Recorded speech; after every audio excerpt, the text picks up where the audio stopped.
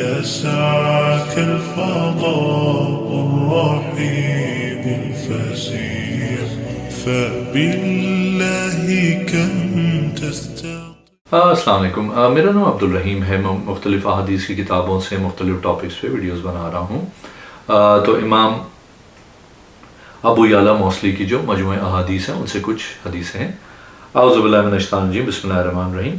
حدیث نمبر 1244. حضرت ابو سعید خدری رضی اللہ تعالیٰ عنہ فرماتے ہیں کہ حضور صلی اللہ علیہ وسلم نے فرمایا تم میں سے ہر کسی کے پاس شیطان آتا ہے نماز کی حالت میں، اس کی دبر سے بالوں کو کھینچتا ہے، وہ خیال کرتا ہے کہ وہ بے وضو ہو گیا ہے، وہ نماز کو نہ چھوڑے یہاں تک کہ آواز سن لی ہو یا ہوا پائے. ایک اور حدیث ہے 1245. حضرت ابو سعید خدری رضی اللہ تعالیٰ عنہ فرماتے ہیں کہ حضور صلی اللہ علیہ وسلم سے ایک آدمی نے ازل کے متعلق پوچھا. آپ صلی اللہ علیہ وسلم نے فرمایا کیا تم اس کو کرتے ہو؟ نہیں، تم پہ لازم نہیں ہے کہ تم لوگ ایسا کرو، نہیں ہے تم پر کہ تم لوگ ایسے نہ ہو جاؤ. کوئی جان ایسی نہیں جس کو اللہ نے پیدا کرنا ہو تو اللہ اس کو ضرور پیدا کرے گا. ایک اور حدیث ہے 1246. حضرت ابو سعید خدری رضی اللہ تعالیٰ عنہ سے روایت ہے وہ حضور صلی اللہ علیہ وسلم کے پاس آئے، آپ کو دیکھا کہ آپ ایک ہی کپڑے میں لپٹ کے نماز پڑھ رہے ہیں.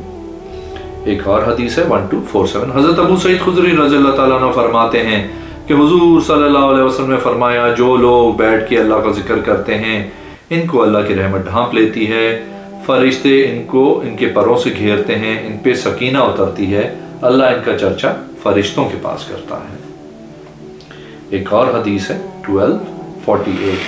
حضرت ابو سعید خدری رضی اللہ تعالیٰ عنہ سے روایت ہے کہ حضور صلی اللہ علیہ وسلم نے فرمایا لوگ جہنم کے پل سے گزریں گے، اس کے اوپر خمدار 3 نوک والے لوہے کی سلاخیں کانٹے دار اچکے ہوئے اشیاء ہوں گی جو لوگوں کو دائیں بائیں سے اچک لیں گی. اس کے ایک طرف فرشتے ہوں گے، وہ عرض کر رہے ہوں گے اے اللہ بچا بچا. لوگوں میں سے کچھ بجلی کی طرح گزریں گے، ان میں سے کچھ ہوا کی طرح گزریں گے، ان میں سے کچھ گھوڑے کی رفتار سے گزریں گے، کچھ تیز چلنے کے لحاظ سے چلیں گے، کچھ اپنی چال کے چلنے کے لحاظ سے چلیں گے، ان میں سے کچھ کریں گے اور ان میں سے کچھ چمٹیں گے. بہرحال جہنم والے تو اس کے اہل ہیں، وہ نہ مریں گے نہ زندہ ہوں گے. بہرحال لوگوں کو ان کے گناہوں اور غلطیوں کے مطابق سزا ملے گی، وہ جلائے جائیں گے، وہ کوئلے کی طرح ہوں گے. پھر شفاعت کی اجازت دی جائے گی، ان کو پکڑا جائے گا جماعت اور جماعت در جماعت. پھر ان کو جنت کی نہروں میں سے کسی نہر پہ ڈالا جائے گا تو اس کے جسم پہ گوشت اگے گا جس طرح سیلاب سے جا کر دانہ اگتا ہے. حضور صلی اللہ علیہ وسلم نے فرمایا بہرحال تم دیکھو خربوزے کے درخت سے خربوزہ نکلتا ہے، جہنم کے آخر میں اپنی شفاعت کی وجہ سے خود نکل جائے گا. وہ عرض کرے گا اے رب میرا چہرہ جہنم سے پھیر دے اور تجھ سے وعدہ اور معاہدہ کرتا ہوں کہ اس کے علاوہ اور کچھ نہیں مانگوں گا. راستے میں 3 درخت ہوں گے، وہ عرض کرے گا اے رب مجھے اس درخت تک جانے کی اجازت دے تاکہ میں اس کا پھل کھاؤں اور اس کے سائے میں رہوں. اور عرض کرے گا میں تجھ سے وعدہ کرتا ہوں کہ اس کے علاوہ اور کچھ نہیں مانگوں گا. اس کے بعد وہ اس سے بھی زیادہ خوبصورت دیکھے گا تو عرض کرے گا یا رب مجھے اس درخت کے تک پھیر دے تاکہ اس کے پھل کھاؤں اور اس کے سائے میں بیٹھوں. اللہ پاک فرمائے گا تو نے وعدہ و ذمہ کیا تھا، میں اس کے علاوہ نہیں مانگوں گا. پھر اور دیکھے گا اور عرض کرے گا اے رب مجھے اس سے بھی پھیر دے، میں اس کا پھل کھاؤں اس کے سائے میں پیوں. پھر لوگوں کی سیاہی دیکھے گا، ان کا کلام سنے گا. وہ بندہ عرض کرے گا اے رب مجھے جنت میں داخل کر. ابو نضرہ فرماتے ہیں ابو سعید اور حضور صلی اللہ علیہ وسلم کے صحابہ نے اختلاف کیا. ان میں سے ایک نے کہا کہ اس کو جنت میں داخل کیا جائے گا، دنیا اور دنیا کی مثل اس کو عطا کیا جائے گا. دوسرا کہے گا اس کو جنت میں داخل کیا جائے گا، اس کو دنیا اور 10 کی 10 مثال دی جائیں گی. ایک اور حدیث ہے 1249. حضرت ابو سعید خدری رضی اللہ تعالیٰ عنہ فرماتے ہیں کہ انہوں نے حضور صلی اللہ علیہ وسلم سے سنا، آپ صلی اللہ علیہ وسلم نے فرمایا لوگوں کو جہنم سے نکالا جائے گا اس حالت میں کہ وہ جل کے راکھ ہو جائیں گے کوئلے کی طرح. پھر مسلسل جنت والے ان پہ پانی ڈالیں گے یہاں تک کہ ان پہ گوشت اگے گا جس طرح خربوزہ اگتا ہے سیلاب کی جال میں. ایک اور حدیث ہے 1250، حضرت ابو سعید خدری رضی اللہ تعالیٰ عنہ حضور صلی اللہ علیہ وسلم سے روایت کرتے ہیں کہ آپ صلی اللہ علیہ وسلم نے فرمایا جہنم سے ایک جماعت نکالی جائے گی اس حالت میں کہ وہ کوئلے کی طرح ہوگی، ان کو جنت میں ڈالا جائے گا، ان پہ پانی ڈالا جائے گا تو اس پہ گوشت اگے گا جس طرح دریا کے سیلاب کی جاگ سے دانہ اگتا ہے۔ قوم میں سے ایک آدمی نے کہا گویا ایسا محسوس ہوتا ہے یا رسول اللہ صلی اللہ علیہ وسلم آپ دیہات کے رہنے والے ہیں۔ ایک اور حدیث ہے 1251، حضرت ابو سعید خدری رضی اللہ تعالیٰ عنہ فرماتے ہیں کہ حضور صلی اللہ علیہ وسلم نے فرمایا کسی مومن مرد کو غم و پریشانی تکلیف پہنچتی ہے یہاں تک کہ وہ غم اس کو پریشان کرتا ہے، اللہ عز و جل اس کے ذریعے اس کی غلطیاں معاف کر دیتا ہے۔ ایک اور حدیث ہے 1252، حضرت ابو سعید خدری رضی اللہ تعالیٰ عنہ فرماتے ہیں کہ انہوں نے حضور صلی اللہ علیہ وسلم سے سنا، آپ صلی اللہ علیہ وسلم نے فرمایا جو بندہ ایک دن کا روزہ اللہ کی رضا کے لیے رکھتا ہے اللہ عز و جل اس روزے کی برکت سے اس کے چہرے کو جہنم سے 70 سال کی مسافرت پہ سے بچائے گا۔ ایک اور حدیث ہے 1254، حضرت ابو سعید خدری رضی اللہ تعالیٰ عنہ فرماتے ہیں کہ حضور صلی اللہ علیہ وسلم نے کشمش اور کھجوروں کو ملا کے نبید بنانے سے منع کیا، میں نے عرض کیا ان تمام سے نبید بنائی جاتی ہے؟ آپ نے صلی اللہ علیہ وسلم نے فرمایا جی ہاں۔ ایک اور حدیث ہے 1255، حضرت ابو سعید خدری رضی اللہ تعالیٰ عنہ فرماتے ہیں حضور صلی اللہ علیہ وسلم نے فرمایا سعد بن معاذ کی وفات پہ عرش لرز اٹھا ہے۔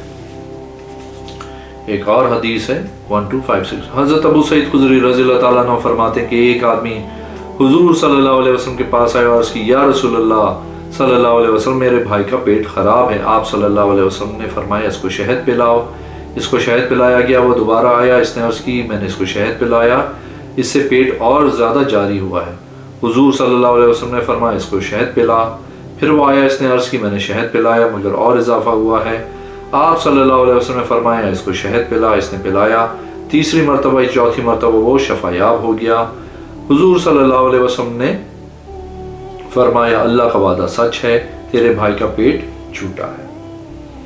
ایک اور حدیث ہے 1257، حضرت ابو سعید خدری رضی اللہ تعالیٰ عنہ فرماتے ہیں کہ حضور صلی اللہ علیہ وسلم نے عرض کی اے اللہ میرا تیرے ساتھ وعدہ ہے، تو مجھے قیامت کے دن لوٹا دے، بے شک تو وعدہ خلافی نہیں کرتا، میں بظاہر انسان ہوں، کسی مسلمان کو میں تکلیف دوں یا اس کو گالی دوں یا میں اس کو ماروں، اس کے لیے نماز رکھ، اس کے لیے زکوٰۃ رکھ، اس کو ثواب دے، وہ مجھے قیامت کے دن اس کا ثواب عطا فرمائے۔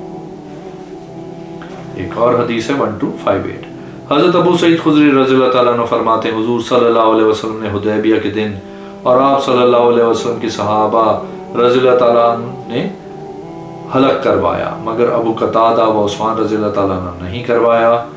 حضور صلی اللہ علیہ وسلم نے فرمایا اللہ رحم کرے حلق کرنے والوں پہ، عرض کی کٹوانے والے پر یا رسول اللہ؟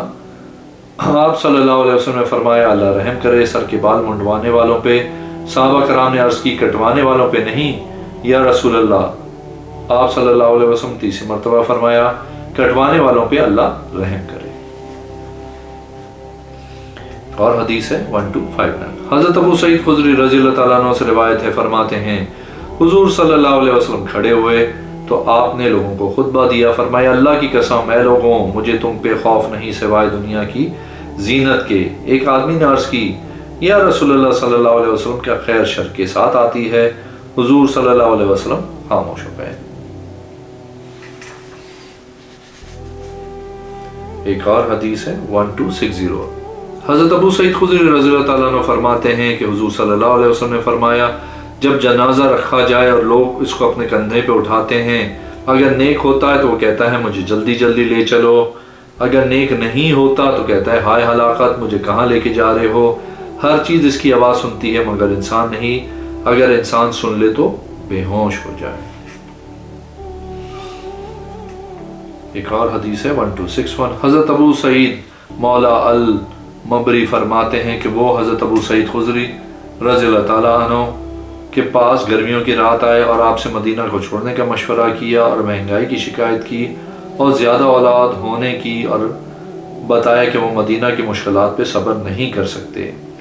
حضرت ابو سعید رضی اللہ تعالیٰ عنہ نے اسے بتایا میں تمہیں اس کا حکم نہیں دیتا ہوں، میں نے حضور صلی اللہ علیہ وسلم کو فرماتے سنا ہے جو مدینہ کی مشکلات پہ صبر کرے وہ اس کی حالت میں مر جائے تو میں اس کے لیے قیامت کے دن شفاعت کروں گا، یہ اس کا گواہ ہوں گا جب وہ مسلمان ہو۔